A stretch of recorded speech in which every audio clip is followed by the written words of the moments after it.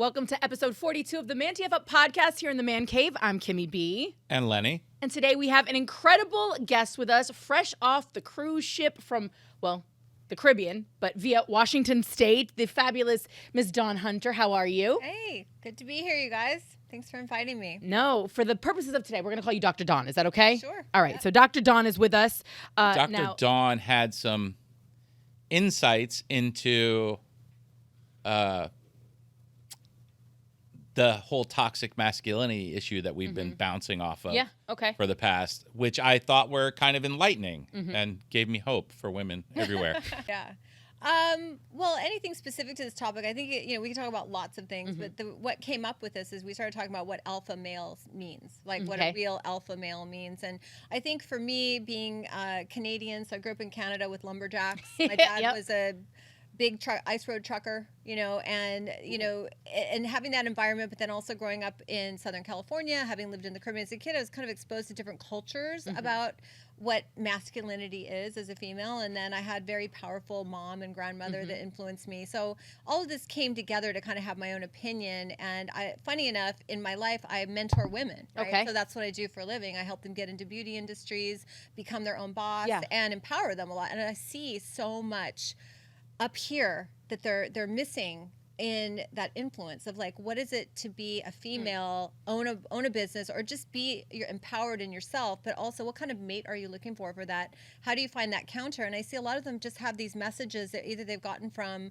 their upbringing, their culture, that they don't have that confidence in what they're selecting or what they feel the right type of male figure for them should be. And so I've had this thread throughout my life of telling women, no, you don't need that. Go for this, go for that. And then I have a lot of single women friends that I just naturally start coaching. And I'm like, how did I end up here? I don't know. But, I have my own thoughts on it. And I think that's where we were thinking this would be a really cool discussion, right? Yeah, I think a lot of it is, again, to extremes. I mean, a man does not necessarily not want a woman to be successful on her own, doing things. But by the same token, he wants her to still be a woman to him, and that type of thing. And I think that's where some of these extremes have gone. Like, for a woman to be empowered and successful, she feels like she needs to put the man aside. And that's not really how I feel about it. I think, I think it needs to be more supportive. And I think, men are looking for traditional women and traditional things that women represent. And I think a lot of that is being pushed aside by the fact that women, But traditional in what sense? And I say that because,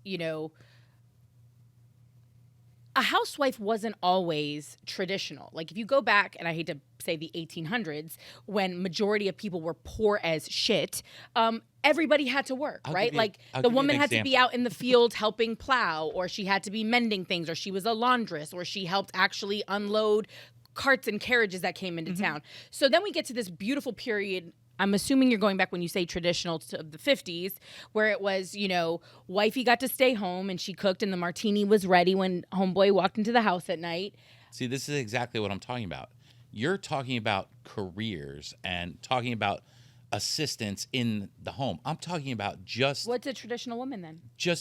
I'm talking about traditional values of a woman. That the man is the man. When you go to dinner... I want the door open for you. Yeah, you open the door for the woman. I've met women. But what does that have to do I've sat down and I've had a woman order for me, and I'm like, what are you doing? I'm not deciding. What are you, sorry, this is over. Those kind of things are the things that men need, and that's what's getting lost. If you look at science, let's go back to science, right? We are in these bodies. We have hormones that have been established since human beings have been on this planet.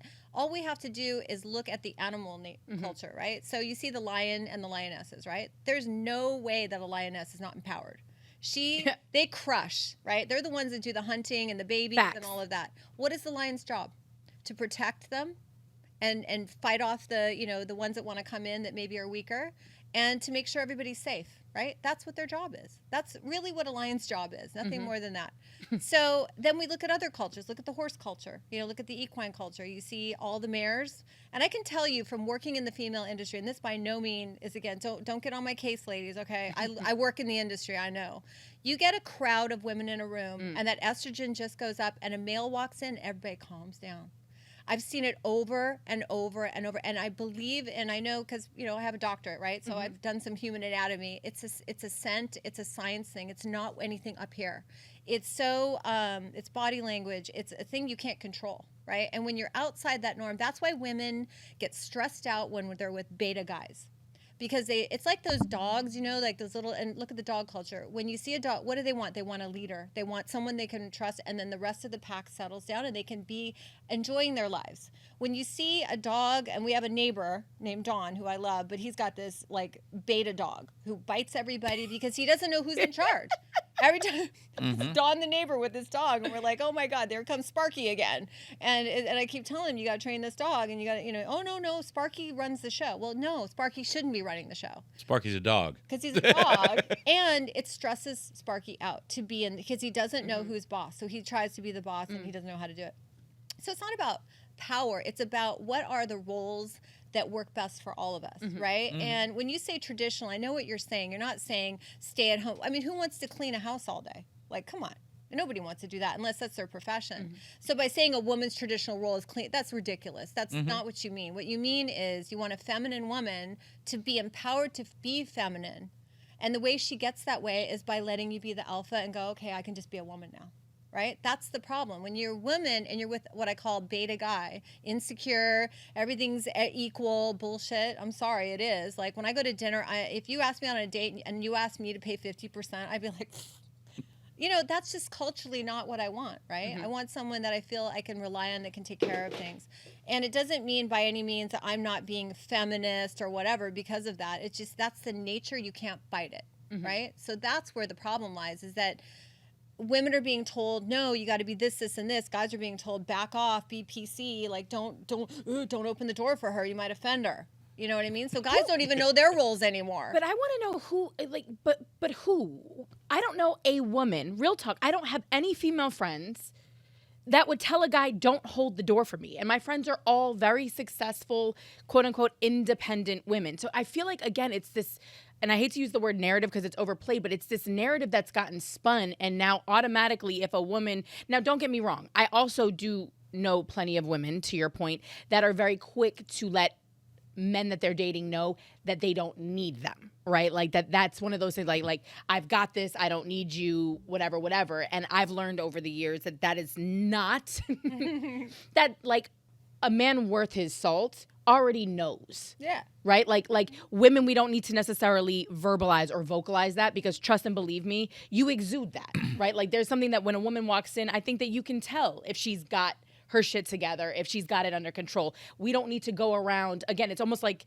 the picture of the man pounding on his chest. That's almost the female version of that, right? Right. That flexing that we do, like, I don't need you for this. Like, I think it's a defensive mechanism for women. For sure. I think it's a woman who's not empowered in herself. Because you don't have to say anything as a female. You can walk in a room. That's all you got to do, right? So it's more about, what are these women being told in their upbringing? What is their cultural beliefs? What's being fed to them as they're growing up? What kind of role models have they had? And unfortunately, the mothers and the grandmothers that they've had have been beat down. So they don't even know how to tell them, this is what it means to be a feminine woman. There's power in the female. You don't have to do more than that than just be a female, truthfully, right? Yeah. And most alpha guys that I know, they don't really care what your career is, honestly. They're just like, just be you. You're enough. You're enough, just you, and we'll do this together, or I'll take care of it, or we'll do it together, we'll figure it out, you know? So it's not, I think women need to also realize that just being a female and just owning your femininity is great. Like, that's it, you know? And I think that some women monetize on it easier in their careers. They get into those kind of careers, and other women are forced into, you know, or choose to go into more corporate. But I can tell you this for sure. If I were to sit down and talk to a woman right now who's working in finance on Wall Street, and she's with all the guys, she's going home super stressed out because she's not in her culture. I mean, she's not in her, there's no other women there to commiserate with. There's no other women to connect with.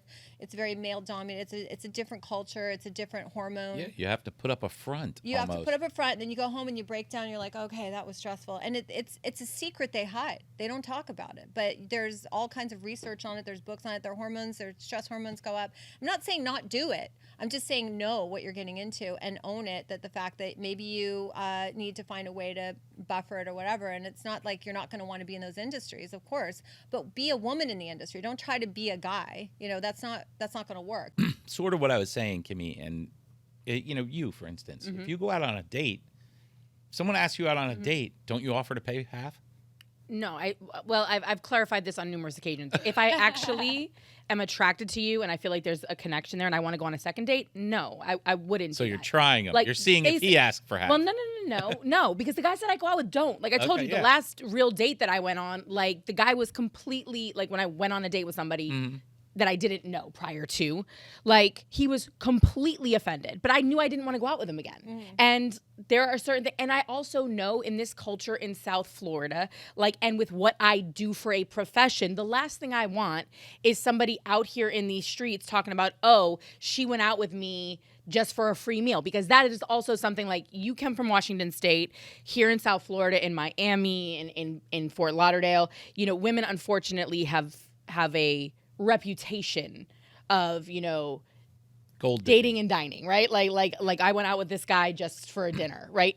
I can pay for my own dinners. Like, and so if I go out with somebody, I drink expensive things. So I don't want to have $120 bar tab and you had a seltzer water and I'm never going out with you again. Like, nah, I got it. Like, I got it, because I'm not interested in you like that. But I would not try a man's masculinity that I was actually interested in going out with again. And to Dawn's point, if he asked me for half in that situation and I was attracted to him, I probably wouldn't be. And I tell this to a lot of my girlfriends, right? Like, I met Matt on Tinder, right? But I made my profile a certain way because I don't have time. I'm a mom, single mom. I'm like, I'm not going to go out with all these jokers and waste my time. So first of all, it was weeding out, who do I really want to even go out with? And then if I did actually finally go out with one after I'm like looking, and I always would make them FaceTime me too. I'm like, I got to see you for real, right? Because, you know, all that catfish. But, you know, if you're going to take the time to do that, to me, that meeting is your very first, it's like the first performance, right? Well, if your first performance is meeting me for coffee, that's pretty lowbrow. I'm not interested. I want the full performance. I want you to show up and show some effort, because as relationships go on, if that's your best effort is taking me for coffee or meeting me at the park, no, then why should I even meet you, period? I can do all that online, you know, whatever. So it's like, it's kind of like, that's how I did it. It was just felt more efficient that way. And then, you know, if I did like get to that step where I'm like, okay, let's go out on, you know, I do want to date this person, or let me get to meet them, you know, I want you to take me to dinner. I'm not going to meet you for coffee. I want you to actually take me to dinner. And at that point, if we don't connect, oh, well, I met a great person. I got to know you. And yeah, you're paying for it. You're the man. You invited me to the dinner. I didn't ask you for the date. You asked me. That's how it goes. And then if it doesn't work out, great. That's the guy still feels good about it, though. I don't know. Does the guy feel good about taking a girl out for dinner and then she pays for it? That Do you feel like there's not enough women who are taking the time to understand a man on the primal level, like we were talking about, on the just pure nature of a man and the nature of a woman? And is there not enough women and not enough men who are taking the time to learn and understand women? I could comment to that. I have a lot of girlfriends that, like I said, it's part of how you've been raised, I think, and what did your mom instill in you, you know, as a female, right? You know, my mom was, she was a VP of a hotel. She was gorgeous. She was a model. She could rock that lipstick and then go to a board meeting. But there wasn't like a compromise. You know, she was still a really good mom, took me around the world. And, you know, she told me at one point, call them all honey and babe so you don't mix up their names. You know, she said, not in a rude way. She meant, find who you really want to be with. Don't get locked in for some other reasons, right? It wasn't about not being respectful to men. It was more about, what do I want? You know, who's going to treat me well? You know, who's going to take care of me, right? And that I can just be me. And that's what she was instilling, not a negativity thing. It was a positive thing. And I was raised around that. And my dad was very alpha. I mean, you know, he was an ice road trucker, and he was well, anyway, he played a hitman on TV, and so I was raised with Canadian lumberjacks. Like there's no beta guys there. There's no, that kind of thing. So I never really saw it. And I think that depends, like I said, how you're raised, right? And if you were raised in a way that suppresses you from what you really want, you have to unwind that. You got to get that garbage out, and you got to figure out, oh my gosh, I was being told that I should be less than. Holy cow, I need to figure this out. So that's probably a lot of what women and men that feel that way need to do. They need to do some self-therapy, right? But I also feel like, to that point, when you are raised with strong and empowered women, you don't settle for those things. So that can look different. And it's not necessarily that you want to emasculate men, or that you just don't know. Or it's you're just not what I'm looking for. So I can date and move on. Like, I can be in a situation, I can enjoy it for what it is, and then I can cut ties and go on to something else. Like, I can't sit here and say that, I think strength manifests itself in different ways, and then you end up prioritizing different things. My grandmother she's no longer with us, rock star, to your point. Like, she married somebody, she'll tell you, I knew I shouldn't marry this man the day before I married him. They were together for 23 years. My grandfather was a loon boon, but was amazing and a business owner. But when she was done, she was done. And she moved on, and she became a business owner, and she dated, and she followed a guru to Hawaii, and she gave her children, everything, but she was just a rock star, and she was very big on manifestation, and she was everybody's rock. But it's like, that was a woman who, she learned to prioritize and to prioritize herself, and she instilled that in her children. My mom, on the other hand, she's not a silent person. She's so ridiculously strong, but she's not going to vocalize. You know what I mean? Like, she's going to sit back and observe, and she's going to watch things. And that's something that owning the roost and being the matriarch of your home, that's super powerful. Like, there's nothing, it's not like you said, to your point about, it's not defining it to, you have to be a career woman. I mean, running a home is an important job. Taking care of your kids, empowering, right? So it's not about you're doing one thing. It's what do you love? What is your natural passion? And how can you find the mate that will support you on that and have that life together, right? And I find that when we talk about this alpha thing, I think it gets such a bad rap, the name. When you really understand it, it's the person, the guy that walks in the room, and I hate to say it just this way, who's the silent strength of the room, right? We always say, how do you are when you walk in the room? It's not the loud person all the time. He could be loud or not loud, but it's the one that that when things go bad and things aren't fun and things aren't sexy, that they're there and they're holding up the roof, right? And so that's really what women want. And if you look at women culture overall, why do women buy Harlequin romance magazines? I don't read those, but why do they buy them? Why is that? Well, you always see ladies reading Harlequin, like, certain culture. Why? Because they're looking for the strong guy. They're reading this romance, and romance in itself, women need. We need romance. We know that. We need romance. We need flowers. We need to be felt beautiful. We need gifts. It doesn't have to be expensive, but we need to feel like you appreciate us as a woman, and that's how we feel appreciated in a lot of ways. And verbalizing sometimes. But, men have a different way, right? An alpha guy is like, look, I don't really need much from you. Just be a woman. That's all you got to do. Pretty much it. Just be a girl, and it takes like such a relief. You're like, oh, that's it? That's all I got to do? I just got to be me? Wow, that's a relief, right? And so it takes the pressure off of you. But when you're it's kind of like Sparky the dog. When you're with a beta guy, I feel like the guy's like, I don't know what I'm supposed to do, and things go bad, and then they look at you. Are you going to keep the roof up? Oh yeah, you're strong. You do it. And then the girl's like, wait a minute. And everybody's edgy, and everybody's freaking out. Nobody knows what's going on, And I think that that's part of what people are missing, and women in general aren't seeing that, and men probably too. It's called confidence, right? Yeah. So confidence is, everybody likes confidence, and I think we're humans. We have our moods. Sometimes we feel more confident some days than other. But I think having that sense of self-confidence that's ingrained in you, when we were talking about the alpha male, right? That's what this whole thing was about. When you're what you call alpha, you carry that through. It's in your DNA, right? It's every day. You just walk it. They're the guys that I saw this on the boat. We were on the boat. There's this huge Croatian guy, and he's walking around, and I was looking at him like I could just tell that he would take care of stuff, right? And I walk by, and he helps this little old guy get out of his chair. He grabs the guy and helps him up, and his fork drops, and I'm like, I didn't see anybody else on this in this area do that for this guy. This guy did that, right? Matt would have done that if he would have been there. So there's things like that that you just pick up on subconsciously. You can't put a thing in it, but you're like, that's the kind of person I want to be with, right? But if your radar's off, if your subconscious messaging is off as a female, you're never going to know that that's right.